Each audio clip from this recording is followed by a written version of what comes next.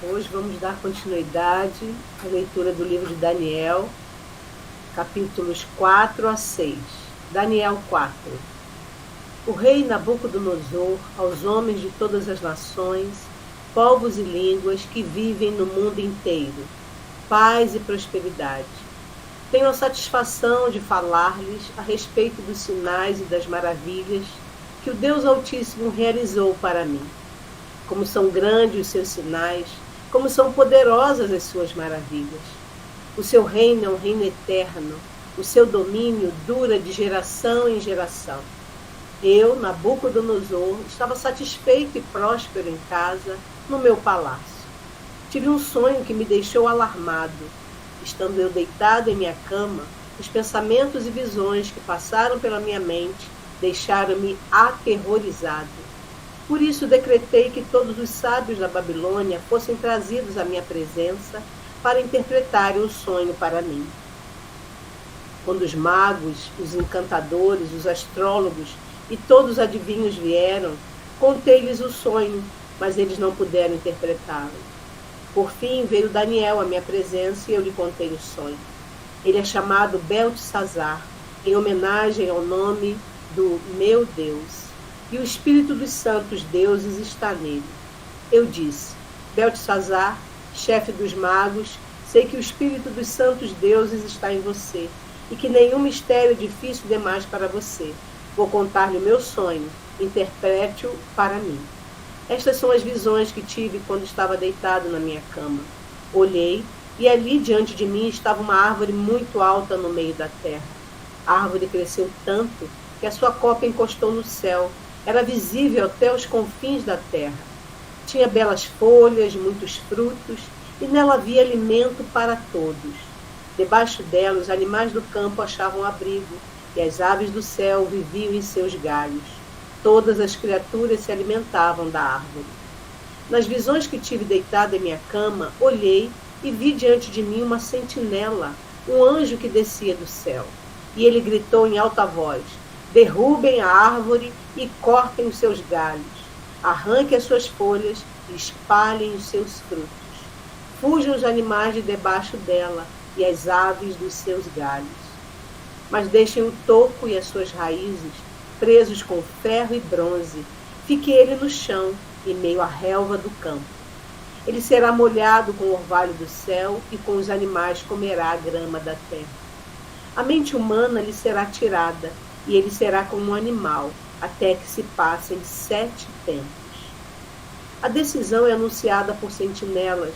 Os anjos declaram o veredicto para que todos os que vivem saibam que o Altíssimo domina sobre os reinos dos homens e os dá a quem quer, e põe no poder o homem mais simples. Esse é o sonho que eu, rei Nabucodonosor, tive. Agora, Beltesazar, diga-me o significado do sonho, pois nenhum dos sábios do meu reino consegue interpretá-lo para mim, exceto você, pois o espírito dos santos deuses está em você. Então Daniel, também chamado Beltesazar, ficou estarrecido por algum tempo, e os seus pensamentos o deixaram aterrorizado. Então o rei disse: Beltesazar, não deixe que o sonho ou a sua interpretação o assuste. Beltesazar respondeu: meu senhor, quem dera o sonho só se aplicasse aos seus inimigos e o seu significado somente aos seus adversários. A árvore que viste, que cresceu e ficou enorme, e a sua copa encostada no céu, visível em toda a terra, que também tinha belas folhas e muitos frutos, na qual havia alimento para todos, abrigo para os animais do campo e morada para as aves do céu nos seus galhos, és tu, ó rei. Tu te tornaste grande e poderoso, pois a tua grandeza cresceu até alcançar o céu, e o teu domínio se estende até os confins da terra. E tu, ó rei, viste também uma sentinela, o anjo que descia do céu e dizia: derrubem a árvore e destruam-na, mas deixem o toco e as suas raízes presos com ferro e bronze. Fique ele no chão, em meio à relva do campo. Ele será molhado com o orvalho do céu e viverá com os animais selvagens, até que se passem 7 tempos. Esta é a interpretação, ó rei, e este é o decreto que o Altíssimo emitiu contra o rei, meu senhor. Tu serás expulso do meio dos homens e viverás com os animais selvagens. Comerá capim como os bois e te molharás com o orvalho do céu. Passarão 7 tempos até que admitas que o Altíssimo domina sobre os reinos dos homens e os dá a quem quer. A ordem para deixar o toco da árvore com as raízes significa que o teu reino te será devolvido quando reconheceres que os céus dominam. Portanto, ó rei, aceita o meu conselho. Renuncia a teus pecados e a tua maldade. Pratique a justiça e tenha compaixão dos necessitados. Talvez, então, continues a viver em paz. Tudo isso aconteceu com o rei Nabucodonosor. 12 meses depois, quando o rei estava andando no terraço do palácio real da Babilônia, disse: acaso não é esta a grande Babilônia que eu construí como capital do meu reino, com o meu enorme poder para a glória da minha majestade? As palavras ainda estavam nos seus lábios, quando veio do céu uma voz que disse: é isto que está decretado quanto a você, rei Nabucodonosor. Sua autoridade real lhe foi tirada. Você será expulso do meio dos homens, viverá com os animais selvagens e comerá capim como os bois. Passarão 7 tempos até que admita que o Altíssimo domina sobre os reinos dos homens e os dá a quem quer. A sentença sobre Nabucodonosor cumpriu-se imediatamente. Ele foi expulso do meio dos homens e passou a comer capim como os bois. Seu corpo molhou-se como o orvalho do céu, até que os seus cabelos e pelos crescessem como as penas de uma águia e as suas unhas como as garras de uma ave. Ao fim daquele período, eu, Nabucodonosor, levantei os olhos ao céu e percebi que o meu entendimento tinha voltado. Então louvei o Altíssimo, honrei e glorifiquei aquele que vive para sempre.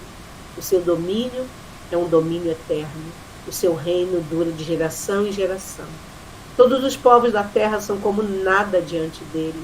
Ele age como lhe agrada, com os exércitos dos céus e com os habitantes da terra. Ninguém é capaz de resistir à sua mão, nem de dizer-lhe: o que fizeste? Naquele momento voltou-me o entendimento, e eu recuperei a honra, a majestade e a glória do meu reino. Meus conselheiros e nobres me procuraram, meu trono me foi restaurado e minha grandeza veio a ser ainda maior. Agora eu, Nabucodonosor, louvo, exalto e glorifico o Rei dos céus, porque tudo o que ele faz é certo e todos os seus caminhos são justos. E ele tem poder para humilhar aqueles que vivem com arrogância. Daniel, capítulo 5. Por isso, ele enviou... Daniel, capítulo 5. Certa vez, o rei Belsazar deu um grande banquete para 1000 dos seus nobres, e eles beberam muito vinho. Enquanto Belsazar bebia vinho, deu ordens para trazerem as taças de ouro e de prata que o seu predecessor, Nabucodonosor, tinha tomado do templo de Jerusalém, para que o rei e os seus nobres, as suas mulheres e as suas concubinas bebessem nessas taças. Então trouxeram as taças de ouro que tinham sido tomadas do templo de Deus em Jerusalém. E o rei e os seus nobres, as suas mulheres e as suas concubinas beberam nas taças. Enquanto bebiam o vinho, louvaram os deuses de ouro, de prata, de bronze, de ferro, de madeira e de pedra. Mas, de repente, apareceram dedos de mão humana que começaram a escrever no reboco da parede, da parte mais iluminada do palácio real. O rei observou a mão enquanto ela escrevia. Seu rosto ficou pálido e ele ficou tão assustado que os seus joelhos batiam e as suas pernas vacilaram. Aos gritos, o rei mandou chamar os encantadores, os astrólogos e os adivinhos e disse a esses sábios da Babilônia: aquele que ler essa inscrição e interpretá-la, revelando-me o seu significado, vestirá um manto vermelho e terá uma corrente de ouro no pescoço e será o terceiro em importância no governo do rei. Todos os sábios do rei vieram, mas não conseguiram ler a inscrição nem dizer ao rei o seu significado. Diante disso, o rei Belsazar ficou ainda mais aterrorizado e o seu rosto mais pálido.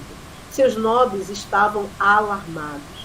E tendo a rainha ouvido os gritos do rei e de seus nobres, entrou na sala do banquete e disse: Ó rei, vive para sempre. Não fiques assustado nem tão pálido. Existe um homem em teu reino que possui o espírito dos santos deuses. Na época do teu predecessor, verificou-se que ele tinha percepção, inteligência e sabedoria como a dos deuses. O rei Nabucodonosor, teu predecessor, sim, teu predecessor, o rei, o nomeou chefe dos magos, dos encantadores, dos astrólogos e dos adivinhos. Verificou-se que esse homem, Daniel, a quem o rei dera o nome de Beltesazar, tinha inteligência extraordinária e também a capacidade de interpretar sonhos, resolver enigmas e mistérios. Manda chamar Daniel e ele te dará o significado da escrita. Assim Daniel foi levado à presença do rei, que lhe disse: Você é Daniel, um dos exilados que meu pai, o rei, trouxe de Judá? Soube que o espírito dos deuses está em você e que você possui percepção, inteligência e uma sabedoria fora do comum. Trouxeram os sábios e os encantadores à minha presença para lerem essa inscrição e me dizerem o seu significado. Eles, porém, não conseguiram. Mas eu soube que você é capaz de dar interpretações e de resolver mistérios. Se você puder ler essa inscrição e dar-me o seu significado, você será vestido de vermelho e terá uma corrente de ouro no pescoço e se tornará o terceiro em importância no governo do reino. Então Daniel respondeu ao rei: Pode guardar os teus presentes para ti mesmo e dar as tuas recompensas a algum outro. No entanto, eu lerei a inscrição para o rei e lhe direi o seu significado. Ó rei, foi a Nabucodonosor, teu predecessor, que o Deus Altíssimo deu sabedoria, soberania, grandeza, glória e majestade. Devido à alta posição que lhe concedeu, homens de todas as nações, povos e línguas tremiam diante dele e o temiam. A quem o rei queria matar, matava. A quem queria poupar, poupava. A quem queria promover, promovia. E a quem queria humilhar, humilhava. Mas quando seu coração se tornou arrogante e endurecido por causa do orgulho, ele foi deposto de seu trono real e despojado da sua glória. Foi expulso do meio dos homens e sua mente ficou como a de um animal. Ele passou a viver com os jumentos selvagens e a comer capim como os bois. E o seu corpo se molhava como o orvalho do céu, até reconhecer que o Deus Altíssimo domina sobre os reinos dos homens e coloca no poder a quem ele quer. Mas tu, Beltesazar, seu sucessor, não te humilhaste, embora soubesses de tudo isso. Pelo contrário, tu te exaltaste acima do Senhor dos céus. Mandaste trazer as taças do templo do Senhor, para que nelas bebessem tu, os teus nobres, as tuas mulheres e as tuas concubinas. Louvaste os deuses de prata, de ouro, de bronze, de ferro, de madeira e de pedra, que não podem ver, nem ouvir, nem entender.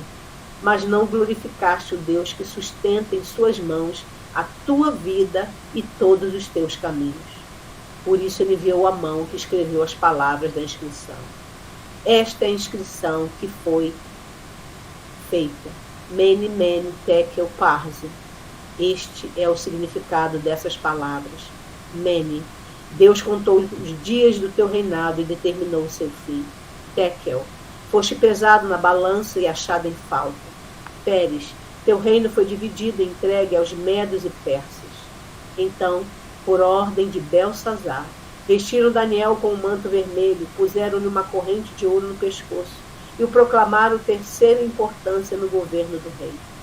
Naquela mesma noite, Beltesazar, rei dos babilônios, foi morto, e Dário, o Medo, apoderou-se do reino com a idade de 62 anos. Daniel, capítulo 5. Dário achou por bem nomear 120 sátrapas para governar em todo o reino, e colocou 3 supervisores sobre eles, um dos quais era Daniel. Os sátrapas tinham que prestar contas a eles para que o rei não sofresse nenhuma perda. Ora, Daniel se destacou tanto entre os supervisores e os sátrapas por suas grandes qualidades que o rei planejava colocá-lo à frente do governo de todo o império. Diante disso, Os supervisores e os sátrapas procuraram motivos para acusar Daniel em sua administração governamental, mas nada conseguiram. Não puderam achar falta alguma nele, pois ele era fiel, não era desonesto nem negligente. Finalmente, esses homens disseram: jamais encontraremos algum motivo para acusar esse Daniel, a menos que seja algo relacionado com a lei do Deus dele. E assim os supervisores e os sátrapas, de comum acordo, foram falar com o rei. Ó rei Dário, vive para sempre. Todos os supervisores reais, os prefeitos, os sátrapas, os conselheiros e governadores concordaram em que o rei deve emitir um decreto ordenando que todo aquele que orar a qualquer deus ou a qualquer homem nos próximos 30 dias, exceto a ti, ó rei, seja tirado na cova dos leões. Agora, ó rei, emite o decreto e assina-o, para que não seja alterado conforme a lei dos medos e dos persas, que não pode ser revogada. E o rei Dário assinou o decreto. Quando Daniel soube que o decreto tinha sido publicado, foi para casa, para o seu quarto, no andar de cima, onde as janelas davam para Jerusalém. 3 vezes por dia ele se ajoelhava e orava, agradecendo ao seu Deus, como costumava fazer. Então aqueles homens foram ver e encontraram Daniel orando, pedindo ajuda a Deus. Assim foram falar com o rei acerca do decreto real.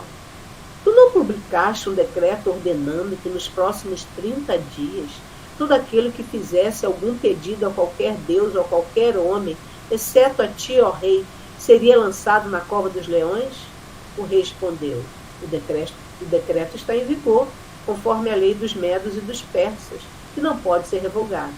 Então disseram ao rei: Daniel, um dos exilados de Judá, não te dá ouvidos, ó rei, nem ao decreto que assinaste. Ele continua orando 3 vezes por dia. Quando o rei ouviu isso, ficou muito contrariado, e como estava decidido a salvar Daniel, até o pôr do sol fez todo o esforço que pôde para livrar. Mas os homens lhe disseram: lembra-te, ó rei, que conforme a lei dos medos e dos persas, nenhum decreto ou edito do rei pode ser modificado. Então o rei deu ordens, e eles trouxeram Daniel e o jogaram na cova dos leões. O rei, porém, disse a Daniel: que o seu Deus, a quem você serve continuamente, o livre. Taparam a cova com uma pedra, e o rei a selou com seu próprio anel selo e com os anéis dos seus nobres, para que a situação de Daniel não se modificasse. Tendo voltado ao palácio, o rei passou a noite sem comer e não aceitou nenhum divertimento em sua presença. Além disso, não conseguiu dormir. Logo ao alvorecer, o rei se levantou e correu para a cova dos leões. Quando ia se aproximando da cova, chamou Daniel em voz aflita: Daniel, servo do Deus vivo, será que o seu Deus, a quem você serve continuamente, pôde livrá-lo dos leões? Daniel respondeu: ó rei, vive para sempre.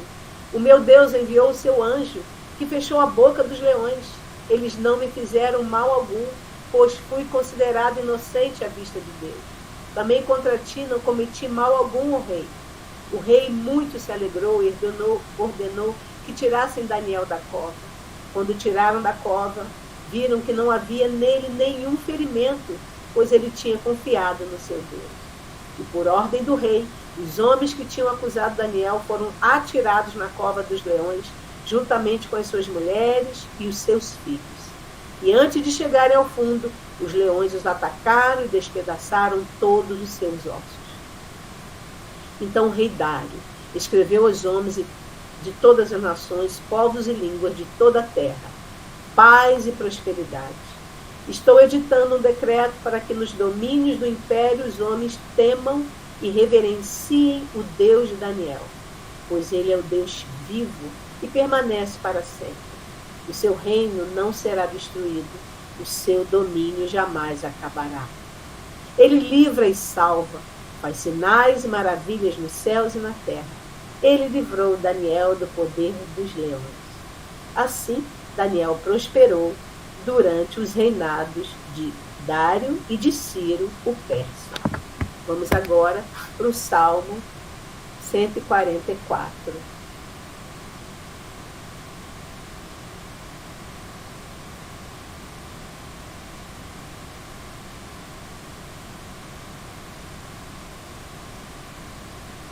Bendito seja o Senhor, a minha rocha, que treina as minhas mãos para a guerra e os meus dedos para a batalha.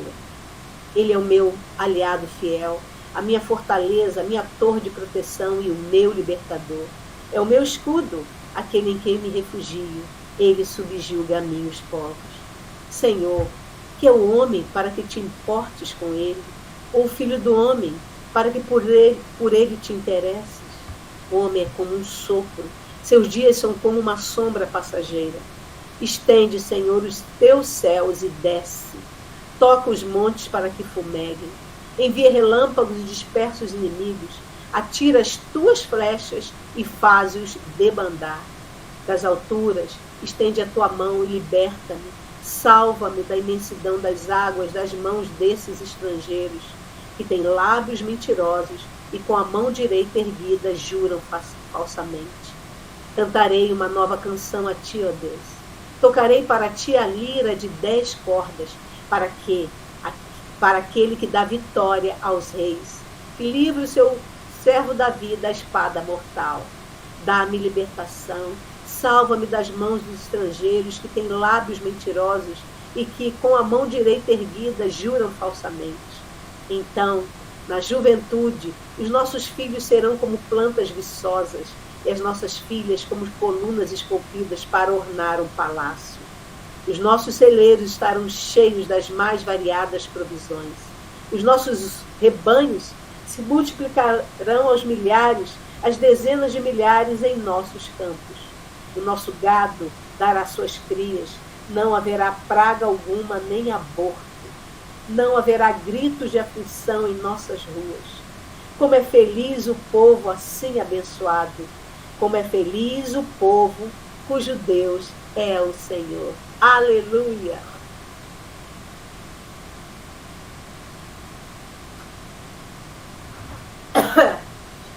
Oh, glória! Amém, Lauren, querida. Obrigada pela excelente leitura. Leitura muito abençoada. Estamos num momento maravilhoso, glorioso da palavra. Um momento histórico também, bem forte, né? Com vários eventos extraordinários. Especificamente, nós estamos no momento do exílio babilônico. Isso ocorreu por volta de 605 a 539 a.C., quando Israel estava ali sobre o domínio, né, de um gentil. Deixa eu só fechar aqui o áudio.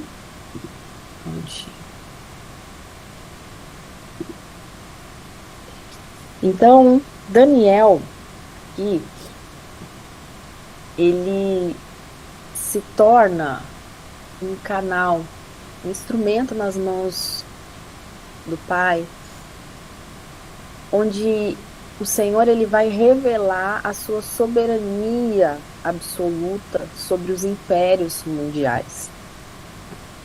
Então esse trecho é muito poderoso, muito glorioso. E a gente vê nesses 3 capítulos que nós lemos hoje, como cada um desses capítulos vão trazer eventos que demonstram diferentes aspectos da resposta humana à revelação divina. A primeira, a gente pode ver o reconhecimento de Nabucodonosor, a transformação total desse rei, que era um rei que era extremamente orgulhoso, e a gente vê a forma, né, como antes mesmo de acontecer, Deus revela para ele o que vai acontecer. E ele chama ali o profeta, revela ali para ele, né, o que era aquele sonho, o que aquele sonho estava querendo, qual a mensagem que aquele sonho estava querendo transmitir a ele. Então a gente vê ainda uma benevolência do Senhor, uma bondade do Senhor, a paciência do Senhor em advertir, em trazer algo didático, tão claro, para Nabucodonosor. Talvez ele pudesse ter experimentado até o livramento daquilo que estava para acontecer se ele tivesse se atentado aos sinais que o Senhor entregou para ele. O Senhor colocou um sonho claro, colocou ali uma pessoa que interpretasse o sonho para ele, e ainda assim o coração dele, tão fechado, tão orgulhoso, não deu atenção, né? Quantas vezes o Senhor nos revela as coisas, quantas vezes o Senhor usa os seus profetas para nos alertar, quantas vezes Deus está falando, mas muitas vezes nós estamos fechados no nosso próprio entendimento limitante ou na nossa altivez, no nosso orgulho, sendo muitas vezes o nosso próprio Deus, rejeitando a voz do Altíssimo. E Nabucodonosor, ele experimenta algo, queridos. Nós lemos aqui no capítulo 4 de Daniel, a gente vê aquilo se cumprir exatamente o sonho dele. Como ele é levado, né, a um estado de humilhação, vivendo como um animal. Literalmente, ele viveu como um animal durante 7 tempos. 7 tempos. A palavra não especifica se foram 7 anos, 7 meses, mas foram 7 tempos. Né? O número 7, ele vai falar de um ciclo perfeito. Então, é ciclos. A gente vê como Deus trabalha na sua dimensão com ciclos. Esse período que Nabucodonosor experimentou, dessa humilhação, foi um período de 7 tempos, um ciclo completo. Mas o extraordinário é que essa disciplina de Nabucodonosor foi algo que, apesar da forma ali como ele vive, como ele desce, né? Aquilo ali não foi para a destruição dele. Aquilo ali foi para a restauração dele. Aquilo ali serviu para realinhar, para trazer a ele o real entendimento de quem ele era e de quem era Deus, do que é o homem sem Deus. A gente vê nos Salmos 44, que nós lemos 144 hoje, o salmista perguntando: Deus, que é o homem sem o Senhor? O que nós somos sem o Senhor? Então Nabucodonosor, ele experimenta isso na carne. Ele passa ali a viver e ele reconhece o que ele é sem Deus. O ponto que ele chega. Então, essa disciplina que ele experimenta abre o entendimento dele. E a gente vê no finalzinho do capítulo 4, ele falando: então levantei os olhos aos céus e tornou-me a vir o entendimento. Então, olha como é forte isso, né? Muitas vezes a gente repete, né? Aquele versículo, aquele trecho que fala, né? Olharei para o alto, de onde virá o meu socorro.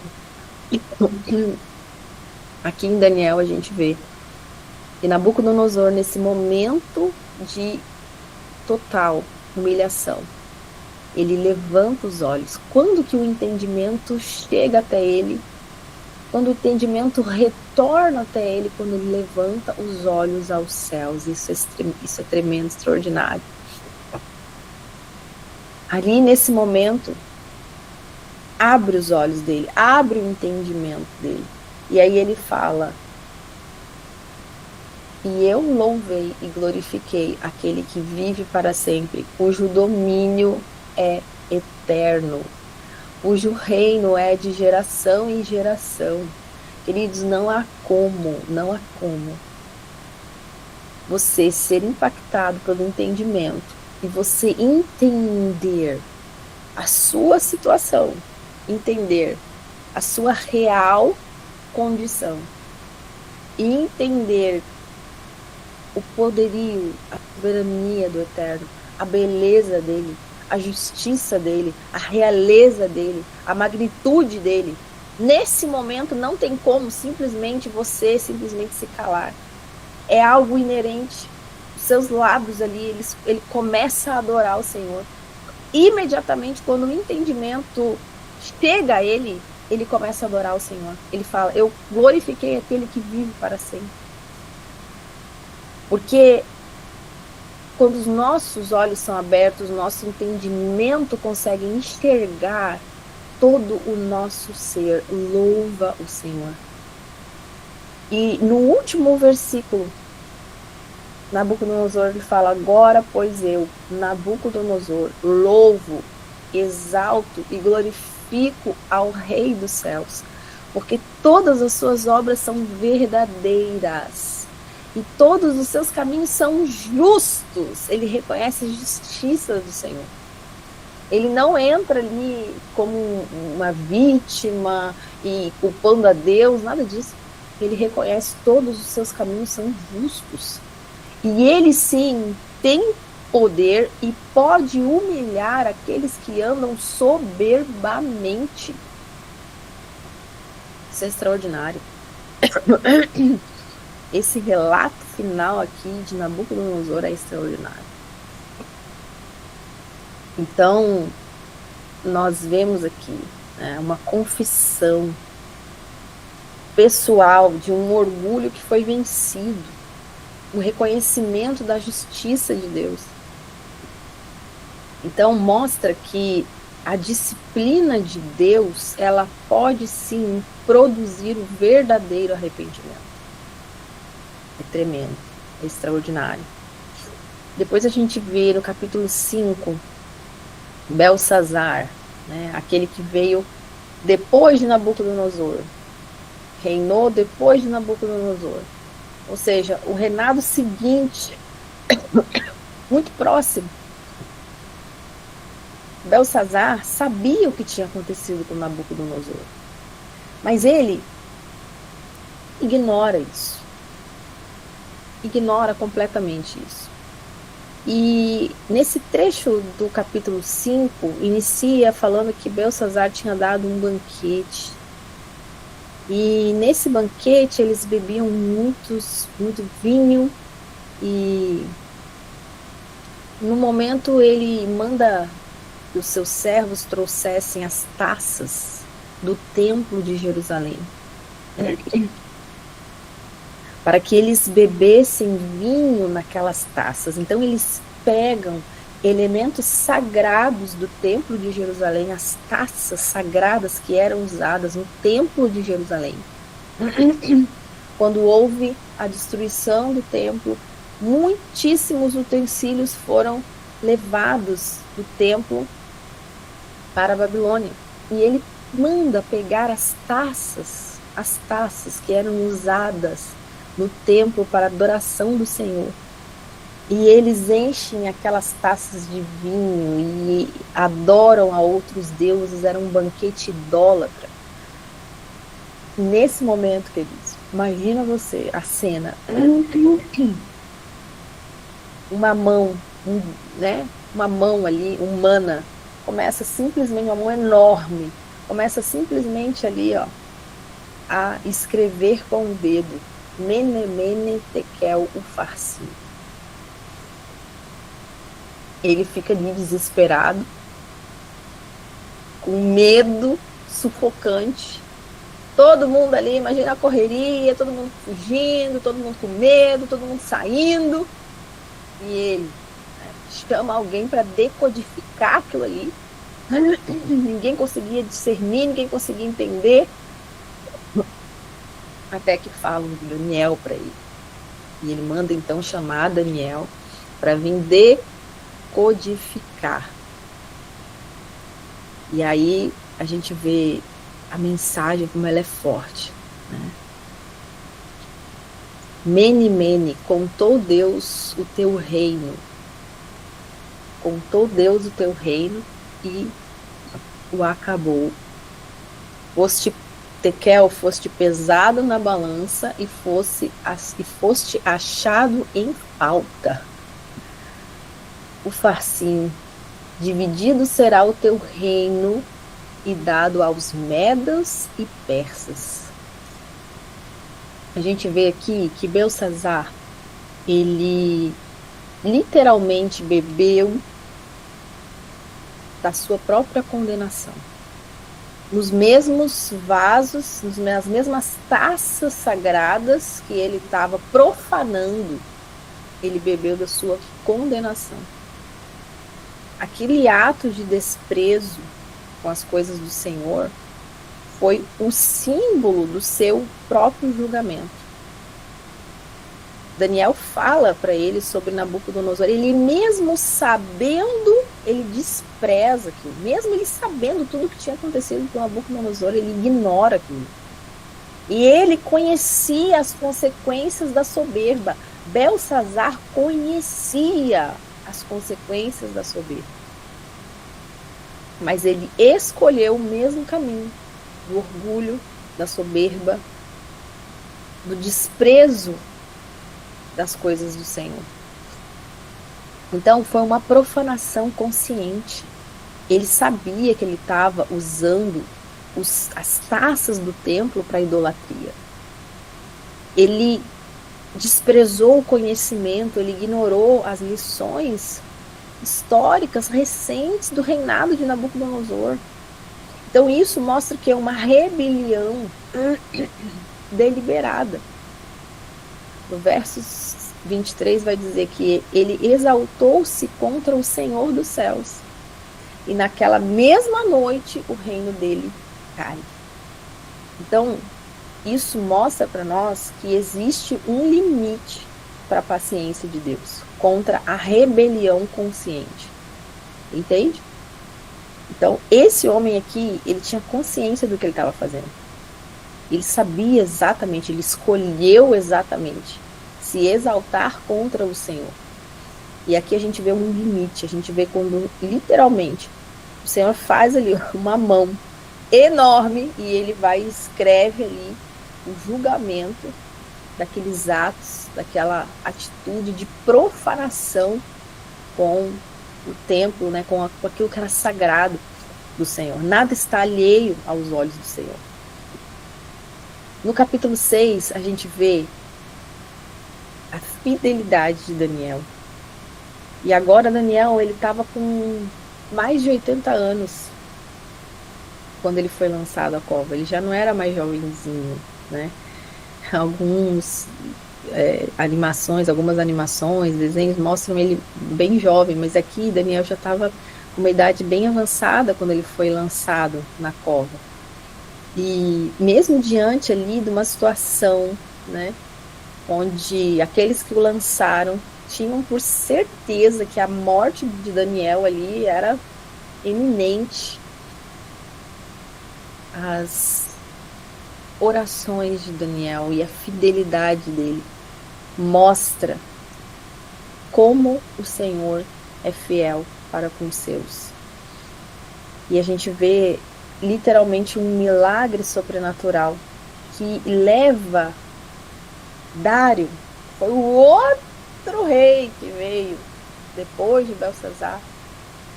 A gente vê Dário, um rei gentil, proclamar um decreto. Dário, ele conhecia Daniel e ele tinha uma admiração por Daniel. E a gente vê como ele se preocupa quando Daniel ali é lançado à cova dos leões, e de manhã e cedo ele vai e fala: poderia o teu Deus ter te livrado? E quando ele vê ali, ele exalta. Quando ele vê Daniel vivo, ele exalta o nome do Senhor. E aí ele emite um decreto. No capítulo 26 e 27 está escrito: da minha parte é feito um decreto, pelo qual em todo o domínio do meu reino os homens tremam e temam perante o Deus de Daniel, porque ele é o Deus vivo e que permanece para sempre. Gente, um rei gentil escreveu um decreto declarando e o seu reino não se destruirá. O seu domínio durará até o fim. Ele livra e salva e faz sinais e maravilhas do céu e na terra. Ele livrou Daniel do poder dos leões. Então a gente vê quantos elementos extraordinários tem nesse decreto. Ele declara que todo o domínio é do Senhor. Ele fala de uma forma clara, consciente, reconhecendo o domínio, a autoridade do Eterno. Então a gente vê aqui nesses 3 pontos centrais da porção de hoje, nós vemos 3 episódios fortíssimos e mostra como a humanidade responde à revelação da soberania de Deus. O primeiro, quando a gente olha em Nabucodonosor, a gente vê o caminho da disciplina. A gente vê o método que Deus usa com Nabucodonosor. Ele leva ele a um estado onde ele consegue reconhecer o que ele é sem Deus. Então é uma humilhação que ela vem seguida da restauração. A gente vê que Nabucodonosor fala que a glória dele foi restaurada muito mais do que a primeira. Então a gente vê que ele foi restituído. A gente vê que quando ele é restaurado no seu entendimento, no seu interior, as demais coisas, Deus acrescentou muito mais a ele. Então foi um método de disciplina que veio a humilhação seguida da restauração. Quanto tempo que durou esse tempo de Nabucodonosor? 7 tempos. Isso fala do quê? De um ciclo, certo? Nabucodonosor, ele conseguiu, nesse um ciclo, entender, aprender, né, e sair dessa situação. Então, às vezes, você está aí rodando em ciclos na sua vida. O que está faltando para você sair desse ciclo? Olhar para o alto. Deixar que o teu entendimento alcance, é descer numa humilhação e reconhecer a soberania do Eterno. Nabucodonosor, ele olha para o alto e ele adora o Senhor, ele reconhece a soberania do Senhor, ele se entrega ao Senhor. Dessa forma, ele sai desse ciclo. Ele teve um arrependimento genuíno, esse é o ponto, e ele reconhece de forma pública. Então ele dá testemunho desse reconhecimento, testemunho que? Público, literalmente. Certo? Então são pontos aqui extremamente ricos para nós analisarmos nessa manhã. Segundo aspecto, a gente vê o caminho da rejeição consciente. Belsazar, ele tinha o conhecimento disponível. Gente, isso é muito sério. Ele tinha o conhecimento e ele conscientemente rejeita. Como que você, depois de ter o conhecimento da palavra, conhecer das grandes coisas do Eterno, você ter o conhecimento de que o diabo ele está aí para roubar, matar e destruir, você ter o conhecimento de que o orgulho ele vai te levar à destruição, você ter o conhecimento de tudo que Deus tem revelado através da tua palavra, como que você vai fazer uma escolha consciente de simplesmente ignorar isso tudo, simplesmente rejeitar isso tudo? Foi o que Belsazar fez. Ele tinha o conhecimento disponível e ele conscientemente rejeita esse conhecimento. Então ele vai receber o quê? Uma noite de julgamento. E o resultado foi o quê? Uma destruição imediata e irreversível. Entendeu? Então, a gente vê aqui um claro princípio, que existe uma maior condenação para aquele que conhece e rejeita. Entendeu? Certo? Há uma maior condenação para aquele que conhece e rejeita. Era melhor não ter conhecido. Certo? Então, o terceiro aspecto, a gente vê o caminho daquele que tem um testemunho fiel. Qual é o método aqui? Né? A observação da fidelidade dos servos de Deus. Dário, ele estava observando, ele tem olhos para ver, né? Ele tem ouvidos para ouvir. Dário, ele observa a fidelidade dos servos de Deus, aquilo chama a atenção dele. A forma como Daniel serviu o Senhor de forma fiel e a postura de Daniel, o testemunho de Daniel impactam um rei gentil, um rei idólatra que não conhecia o Senhor. Qual é a adoração aqui desse método? É uma vida de testemunho consciente. Daniel tinha uma vida de testemunho consciente. E aí, qual é o resultado? Ele vai ter o reconhecimento de Dário e um decreto de honra. Isaías 43 vai dizer: vós sois minhas testemunhas. Olha, chega a me arrepiar. Uau! Vós sois minhas testemunhas. Daniel, ele testemunha do Altíssimo. Ele testemunha do Altíssimo. E ele tem ali o reconhecimento voluntário. Voluntariamente, Dário, ele reconhece e ele faz um decreto de honra.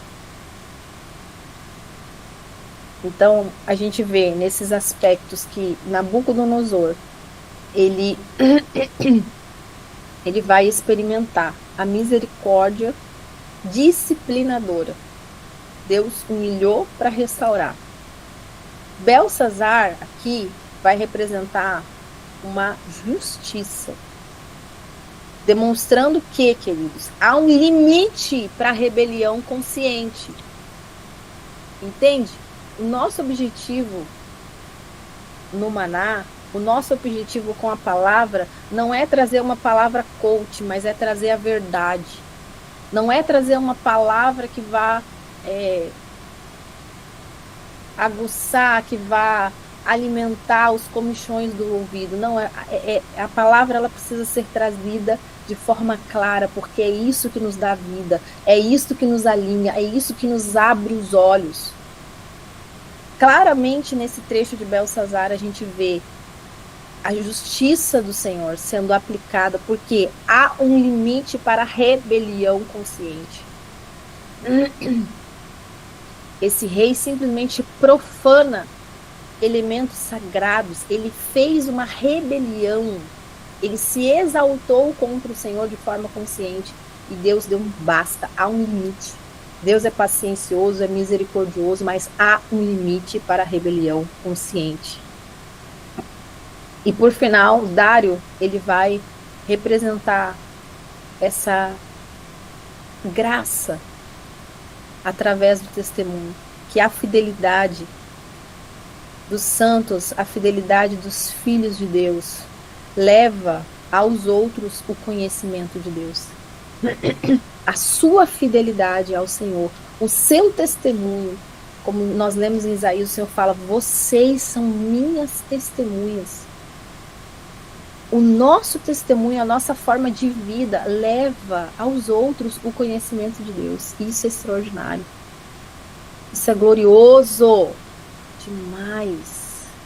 E no Salmo 144 que nós lemos hoje, tem uma conexão linda com esses episódios de Daniel, porque tanto esses capítulos de Daniel nos mostram, assim como o Salmo 144 nos mostram a soberania do Senhor sobre reis e sobre nações. Os Salmos vai dizer: bendito seja o Senhor, a minha rocha, que ensina as minhas mãos para a guerra e os meus dedos para a peleja. Ele é a minha fortaleza, o meu alto refúgio, o meu escudo e aquele em quem eu me refugio, aquele em quem eu me sujeito. O Senhor, quem é o Senhor para que o homem o conheça? Ou quem é o filho do homem para que o estimes? O homem é semelhante à vaidade.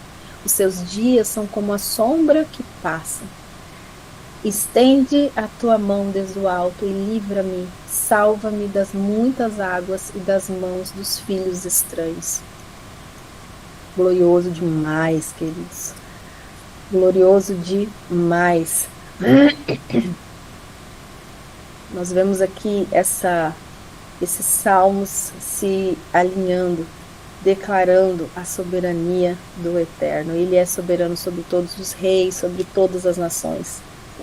E aí a gente vê que alguns aprendem pela disciplina, certo? Alguns aprendem pela disciplina. Outros, eles vão perecer pela rebelião. Mas aqueles que são fiéis, eles se tornam instrumentos para que nações reconheçam a glória do nosso Deus, do nosso Rei. Amém? Que nós possamos ser fiéis como Daniel, mesmo diante da cova dos leões, para que através do nosso testemunho as nações venham proclamar, como o rei Dário proclamou, declarando que verdadeiramente este é o Deus vivo. Amém? E que Yeshua é o Messias. Salmos 44 finaliza dizendo: feliz é o povo cujo Deus é o Senhor. Que Deus te abençoe gloriosamente nesse dia, que você seja cheio da presença do Senhor. E amanhã estaremos aqui firmes e fortes no propósito. Shalom, shalom, bom dia.